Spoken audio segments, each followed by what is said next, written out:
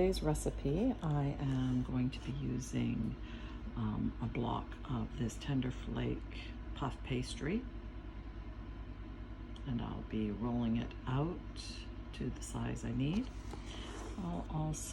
I've got, this was about 4 cups of mushrooms. I've got crimini and white mushrooms in here, and then I've chopped it quite finely. If I did it more fine, it would come out like a minced meat, but I want some chunks of mushrooms in there, so there's some larger ones and some small. So after it's chopped, it's about 3 cups. Before, when they're whole mushrooms, it was about 4 cups. And I'm going to use 2 to 3 cups of spinach. Now, depending on how much spinach you want to put in it, that's up to you. It can be anywhere from 1 cup just to add a bit of spinach in, or up to 4 cups even if you want it. Lots of spinach. So anyways, I'm going to use between 2 and 3 cups of spinach. I've got half a large onion chopped. It's about 1 cup. 3 to 4 cloves of garlic minced. About a tablespoon of miso paste. Half a cup of dry red wine. My Italian seasoning, about a tablespoon. And I'm going to use my veggie broth just as much as is needed. So I start by heating about 2 tablespoons of oil in my pan, and I'm going to saute the mushrooms for a couple of minutes until they start to cook down. You can see they've started to cook down, however we still have some more cooking to go. So at this point I'm going to throw in my onions and my garlic and continue to cook, stirring it around. We have it on a medium heat here until those onions become translucent now. Now the onions have become translucent, but we still have that liquid in there that comes off of the mushrooms. That's okay at this point. I'm going to throw in my miso and my wine and my Italian seasoning.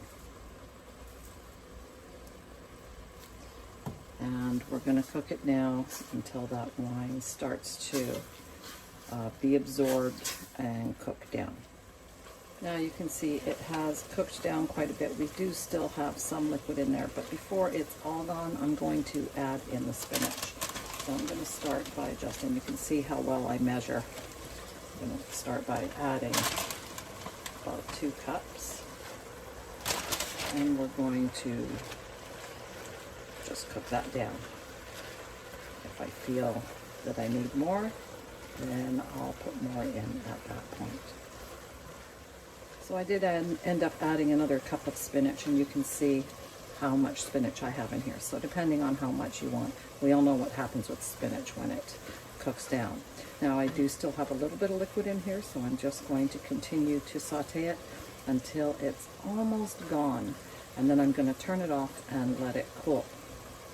Now, I don't know if you know this, but spinach is one of my very favorite foods, so we like to go heavy on the spinach, and I actually think I could probably even put more in there, but today I'm not going to. I'm going to stick with that 3 cups or so. So in this package, you get 2 little squares.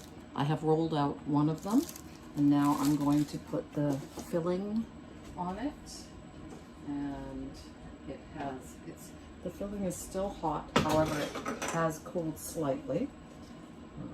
So we're just going to put it on there, and you want it nice and compact.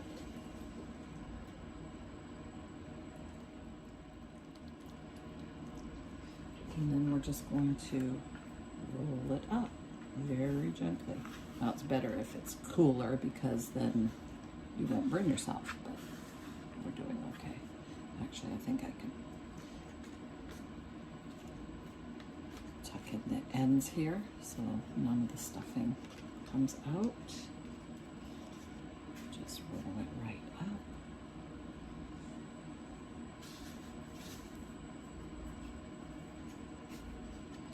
And there we have it. I'll put a couple of slices across the top so that the air can get out.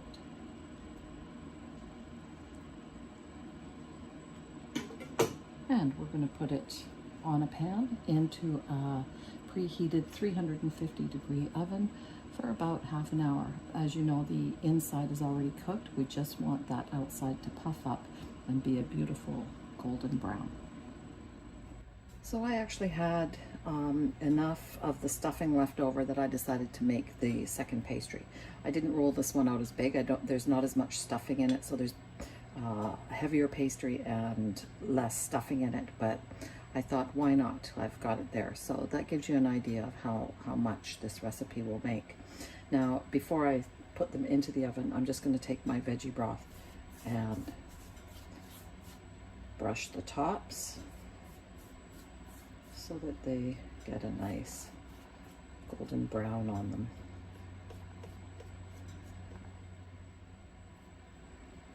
There we go.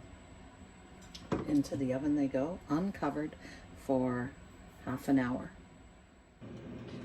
And here they are, fresh out of the oven, beautiful and golden brown. Now I'm just going to let them cool down a little bit before we cut into them, otherwise it'll be all over the place. And today I'm serving it up with herbed smashed potatoes, and of course, let's not forget the gravy.